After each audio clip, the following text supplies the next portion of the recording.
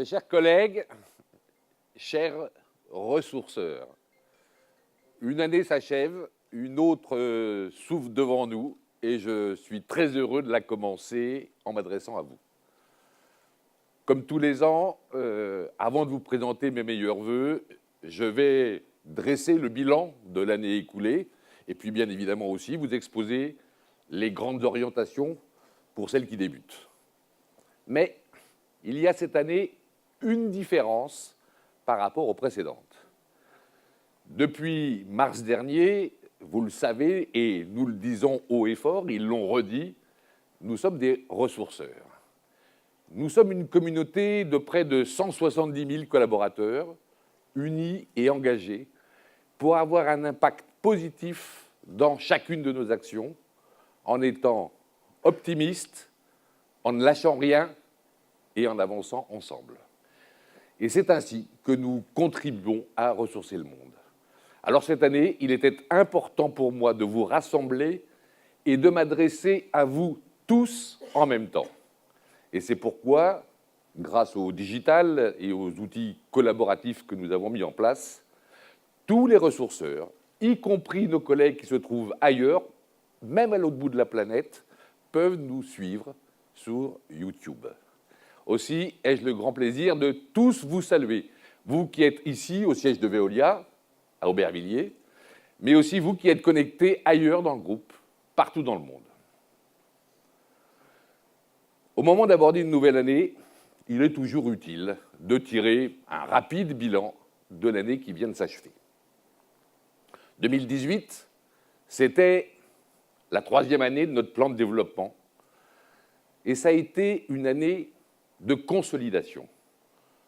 Consolidation de notre croissance, consolidation de nos performances et consolidation de nos innovations. Notre groupe en ressort plus fort, plus dynamique, plus attractif. Consolidation de notre croissance tout d'abord.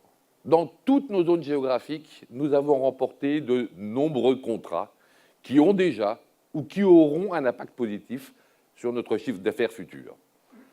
Ces conquêtes commerciales, elles concernent aussi bien les nouvelles frontières de nos métiers que les marchés traditionnels, les pays émergents que les pays développés, les industriels comme les municipalités. L'excellent taux de renouvellement de nos contrats parvenus à terme, de même que ceux gagnés dans les places fortes historiques de nos concurrents, constitue un signe sans équivoque de la compétitivité de nos offres et de l'attractivité de notre groupe.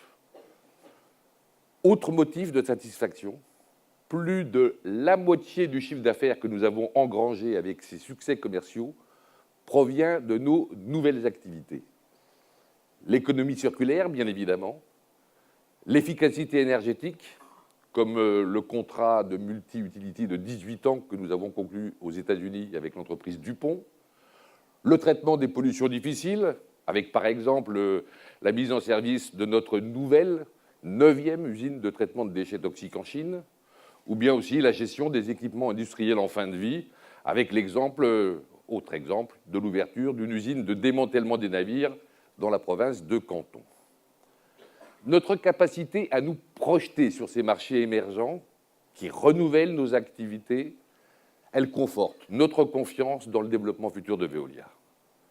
Nous sommes des ressourceurs et nous avons raison, mes chers collègues, d'être optimistes.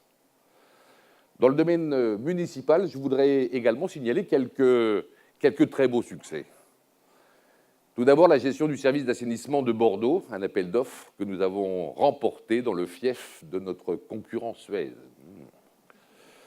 L'exploitation aussi de la première unité de valorisation énergétique des déchets en Australie pour une durée de 25 ans.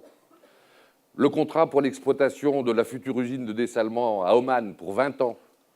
Ou bien encore l'intégration réussie de l'entreprise Grupo Sala au sein de Veolia en Colombie. Consolidation de notre croissance, donc, mais aussi consolidation de nos performances opérationnelles et performances financières.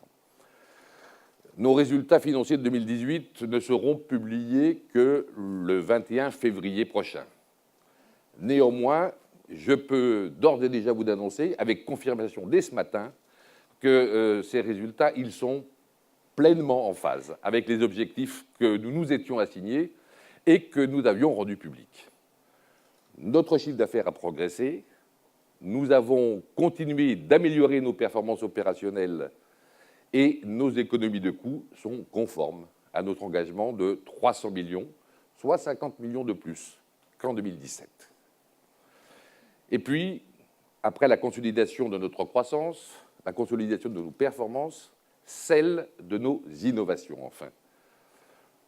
Le lancement de la première usine française de recyclage des panneaux solaires à Rousset, dans le sud de la France, la mise au point de robots d'une nouvelle génération qui repose sur l'intelligence artificielle pour mieux trier et traiter les déchets, ou bien le partenariat prometteur noué avec EDF pour créer de nouvelles filières industrielles de haute technologie, d'une part dans le démantèlement des réacteurs graphite gaz, et puis d'autre part aussi dans la vitrification des déchets nucléaires. Tous ces succès, grands ou petits, sont importants parce qu'ils préparent l'avenir de Veolia, bien sûr, mais aussi parce qu'ils disent quelque chose d'essentiel sur notre groupe. Ils disent que notre expertise est différenciante, que nos offres sont compétitives et que notre marque inspire confiance. Aussi, je vous remercie toutes et tous pour le travail que vous avez accompli, pour le dynamisme et l'inventivité dont vous avez fait preuve tout au long de cette année. Certes, notre entreprise réussit grâce à ses savoir-faire de haut niveau, grâce à son imagination et à sa renommée. Mais elle réussit d'abord et avant tout grâce à l'implication et à l'enthousiasme de chacune et de chacun d'entre vous. Et je suis bien conscient, en effet, et vous l'êtes encore davantage que moi, que derrière chacune de nos conquêtes commerciales, derrière chacune de nos performances opérationnelles, derrière chacune de nos innovations, c'est vous, chers collègues, qui êtes à l'œuvre. En 2018, vous avez propulsé Veolia sur une très belle trajectoire. Vous l'avez développée à un rythme soutenu et vous avez consolidé sa rentabilité. Alors, bravo, bravo et merci à toutes et à tous. Tournons-nous maintenant vers 2019. 2019, c'est une année importante puisque, d'abord, c'est la dernière année de notre actuel plan de croissance. Au fond, ce que je vous demande pour 2019 est simple. Conclure en beauté notre plan 2016-2019, c'est-à-dire le conclure aussi brillamment que vous l'avez mené au cours de ces 3 premières années. Pour poursuivre sur la trajectoire de croissance régulière, rentable et sélective qui était la nôtre, nous allons continuer de décliner, avec pragmatisme et rigueur, notre plan de développement. Et celui-ci, il s'articule autour d'une double dynamique que vous connaissez bien désormais, une dynamique de croissance et une dynamique d'efficacité. Une dynamique de croissance qui vise à amplifier notre développement organique en le complétant d'acquisitions bien ciblées, et à travers ces opérations de croissance interne ou externe, nous étofferons méthodiquement nos plateformes géographiques et sectorielles, et nous ajouterons aussi des maillons qui manquent encore à notre chaîne de valeur. Une dynamique d'efficacité, par ailleurs, qui s'appuie sur nos programmes d'amélioration des performances opérationnelles et de maîtrise des coûts. Pour 2019, nous viserons au moins 220 millions d'économies de coûts, et j'espère qu'il s'agit là d'un minimum. Je n'ignore pas que ce volet de discipline dans nos dépenses est un peu moins plaisant que celui qui est dédié à la croissance, bien évidemment. Mais une entreprise n'est utile que si elle est efficace et reconnue comme telle. Et lorsqu'ils nous renouvellent leur confiance, nos clients nous demandent de récupérer une partie des gains d'efficacité que nous avons réalisés. Comme toutes les entreprises, donc, nous devons aussi poursuivre chaque année nos efforts d'efficacité. C'est cette double dynamique de croissance et d'efficacité qui nous permettra d'atteindre l'objectif que nous avons annoncé à ceux qui nous font confiance, à savoir dégager pour 2019 un EBITDA compris entre 3,5 et 3,7 milliards d'euros. Notre environnement économique et géopolitique demeure incertain. Aussi, pour poursuivre sur notre belle lancée et atteindre ces objectifs, il nous faudra, au cours de l'année 2019, faire preuve de détermination et de réactivité. De détermination parce qu'en raison de la concurrence croissante, du rapide progrès des technologies, de l'évolution des cadres réglementaires, nous devons aujourd'hui nous battre davantage pour obtenir la même chose qu'avant. Et puis nous devrons faire preuve de réactivité, car si nous ne savons pas de quoi l'avenir sera fait précisément, nous sommes sûrs que surgiront des imprévus. Des bonnes surprises, bien évidemment, avec des opportunités commerciales à saisir, mais aussi des vents contraires, des moins bonnes surprises, comme de nouveaux risques à maîtriser. Et puis, au-delà de la détermination et de la réactivité, pour réussir l'année 2019, il y a deux autres domaines dans lesquels nous ne devons pas relâcher notre discipline. La santé et la sécurité au travail, d'une part, l'éthique et la conformité, d'autre part. Quels que soient les efforts déjà accomplis, il est indispensable de progresser. Progresser pour développer davantage la culture de prévention et faire du droit à la sécurité et à la santé au travail une réalité pour chacun de nos collaborateurs. Et progresser aussi en appliquant strictement nos normes d'éthique et de conformité pour rester fidèles à nos valeurs et continuer à mériter la confiance de nos clients, la confiance de nos actionnaires, la confiance de tous nos partenaires. Dans ces deux domaines, nos règles et nos standards sont à respecter par tous et en toutes circonstances. C'est une priorité absolue pour notre groupe. Nous sommes des ressourceurs et donc nous ne lâchons rien. Par ailleurs, 2019 est également une année importante puisqu'elle sera rythmée par l'élaboration de notre prochaine étape stratégique pour les années 2020 à 2023. La construction de ce plan, qui nous servira de boussole durant 4 années, il a déjà débuté dès 2018 avec la démarche Inspire. Et dans le cadre de ce processus participatif qui a été lancé au mois de mars dernier, nous avons reçu de nombreuses contributions, d'abord lors d'une consultation organisée auprès de 400 talents du groupe, puis auprès du top 500. Au total, vous nous avez apporté plus de 1600 suggestions éclairantes et inspirantes pour la préparation de la prochaine étape stratégique de Veolia. Des suggestions qui démontrent votre adhésion à notre mission de ressourcer le monde et des suggestions qui nous appellent à exploiter l'ensemble du potentiel de notre groupe. Les grandes étapes du prochain plan stratégique, elles seront présentées au mois de mars 2019, puis largement diffusées en interne. Et ils seront ensuite détaillés, chiffrés et déclinés en feuilles de route locales. J'ai souhaité donner à ce plan un horizon de 4 ans, comme les précédents, afin de lui permettre de porter pleinement ses effets. Et sa mise en œuvre opérationnelle commencera donc début 2020 pour s'achever en 2023. Cette étape, elle exigera une coordination et une coopération accrue entre tous, afin d'être à la hauteur des ambitions de Veolia.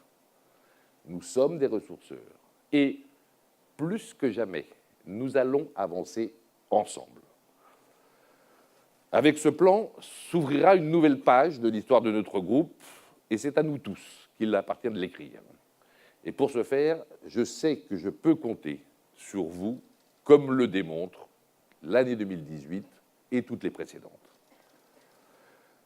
Notre plan stratégique, il visera d'abord à assurer le déploiement et le renouvellement de nos activités et à organiser la transition entre celles qui émergent et celles qui sont déjà matures.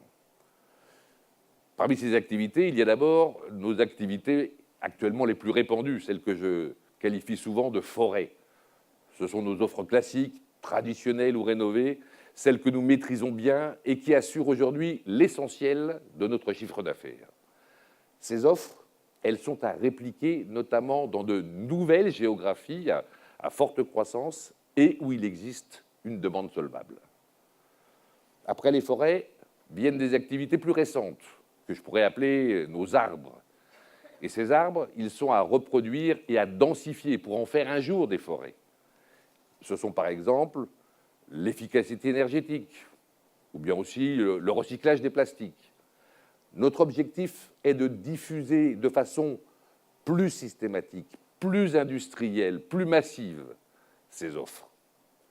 Et puis après les forêts et les arbres, il y a également une multitude d'activités originales et émergentes chez Veolia. Appelons-les les graines. Et ces graines, c'est celles que nous semons et que nous devons faire grandir pour qu'un jour aussi, peut-être, elles deviennent des arbres. Ces graines pleines d'avenir, mais encore minuscules à l'échelle de notre groupe, elles se nomment fertilisants biologiques, microgrids, aquaculture, qualité de l'air. Des forêts, des arbres et des graines, il y a donc de nombreuses activités dans ce groupe. Quelle conduite adopter envers chacune de ces activités? Pour les graines, nous devons avant tout mobiliser notre imagination et notre créativité. Il faut à la fois identifier les possibles et pourquoi pas également identifier les impossibles qui pourraient devenir possibles. Et puis il nous faut aussi sélectionner avec soin les pertinents, ceux qui demain relayeront notre croissance. Pour les forêts et pour les arbres, il en va différemment. Nous les avons déjà identifiés, choisis et fait grandir. Ce sont ces activités qui alimenteront à court et à moyen terme notre chiffre d'affaires. Notre travail, là, consiste essentiellement à nous organiser pour qu'elles croissent le plus vite et le mieux possible, qu'elles apportent les revenus escomptés. Dans cette perspective, il nous faut renforcer la collaboration à l'intérieur du groupe, entre les business units entre elles, mais aussi entre les business units et le siège. Et on aborde là notre organisation. Après la grande réforme de notre organisation en 2013, une organisation par géographie, un seul Veolia par pays, un seul siège pour Veolia, il me paraît opportun, après 5 ans, d'affiner quelques éléments de cette organisation. Par exemple, le projet de création que j'ai annoncé il y a quelques semaines de la nouvelle unité maintenance environnementale, industrie et bâtiments. J'ai demandé à Pierre Relais, secondé par Marc-Olivier Well, de configurer cette unité afin que Veolia soit plus percutant et plus efficace vis-à-vis de la clientèle industrielle française. De même, j'ai chargé Jean-François Nogrette de proposer d'ici quelques semaines le remodelage de la zone de spécialité mondiale autour des activités de technologie du traitement des pollutions difficiles et des technologies de contracting afin d'en renforcer la cohérence. Et au-delà de ces évolutions de notre organisation que je pourrais appeler classique et hiérarchique en business unit, notre nouvelle étape stratégique doit également être l'occasion de trouver les voies pour travailler ensemble de manière plus horizontale, sans avoir besoin de mobiliser et de faire valider systématiquement la hiérarchie pour ces échanges. Nos nombreuses plateformes collaboratives et les outils digitaux que nous mettons en place pour mieux travailler ensemble doivent permettre de prendre connaissance, de faire connaître ou bien d'échanger des informations, des idées, des besoins de manière plus rapide, plus systématique et plus réactive. Et ceci n'est pas contradictoire avec l'organisation hiérarchique classique. Un groupe de femmes et d'hommes qui collaborent au même objectif, c'est-à-dire au développement et à la prospérité de leur entreprise, doivent pouvoir se mouvoir sans confondre les rôles entre, d'une part, une organisation hiérarchique classique qui est nécessaire pour les prises de décision et pour le respect des règles et des procédures du groupe, et d'autre part, un système horizontal aussi large, libre et simple que possible pour le partage et l'échange d'informations, d'idées ou de suggestions à travers tout notre groupe. Vous le comprenez, notre futur plan stratégique, c'est bien sûr ce que nous voulons faire au cours des 4 prochaines années, le quoi nous voulons faire. Mais c'est aussi le comment nous voulons le faire. Et c'est la raison pour laquelle ce plan, il concernera nos activités et nos objectifs économiques, notre organisation et notre manière de travailler, mais aussi notre culture d'entreprise. À ce sujet, Veolia, vous le savez, s'est doté d'une belle mission il y a quelques années, ressourcer le monde. À partir de cette mission, je souhaite que nous puissions formuler la raison d'être de Veolia, c'est-à-dire de préciser à quoi et comment notre entreprise est utile à tous ceux qui participent et qui contribuent à son activité. Notre raison d'être, ce sera notre projet, notre ambition pour que Veolia soit perçue comme utile et voire même indispensable par nos clients, comme prospère et reconnaissante par nos actionnaires, et comme engageante et même passionnante par nos salariés. Bref, pour tous ceux qui nous accompagnent et pour tous ceux qui contribuent à Veolia, mais aussi pour tous ceux qui nous observent et qui portent un jugement sur notre groupe, je voudrais que Veolia apparaisse comme une entreprise inspirante. Afin de pouvoir continuer à échanger et à dialoguer entre nous sur notre prochaine étape stratégique, une communauté Google+, accessible à un grand nombre de collaborateurs, sera créée dès ce mois-ci. Elle permettra de partager en détail les grandes convictions qui guideront les orientations que nous prendrons. Pour conduire cette nouvelle période de la vie de notre groupe, j'ai, comme vous le savez, fait évoluer la direction générale de Veolia en m'appuyant sur la nouvelle génération de dirigeants qui a émergé lors de la transformation de notre entreprise. Ainsi, Estelle Brachlianoff a été nommée directeur général adjoint en charge des opérations et Claude Larbel, directeur général adjoint en charge des finances. Et d'autres de nos collègues ont rejoint depuis peu le comité exécutif ou le comité de direction de Veolia. Sans aucun doute, c'est un signe de solidité de notre entreprise et un gage de confiance en elle que de pouvoir faire émerger en son sein les dirigeants chargés de la conduire à mes côtés vers son avenir. Mes chers collègues, une année s'achève donc et une autre s'ouvre devant nous. Et c'est bien sûr aussi l'occasion de nous souhaiter la bonne année.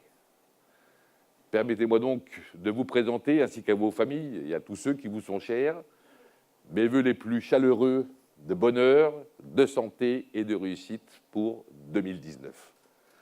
Que cette nouvelle année soit emplie de joie, de satisfaction et de succès, que ce soit une très belle année, riche en accomplissements personnels et professionnels, qu'elle se déroule dans la sérénité et la confiance, dans l'enthousiasme et la créativité, car c'est ainsi que nous ferons de Veolia une entreprise toujours plus inspirante. Bonne et heureuse année 2019 à toutes et à tous.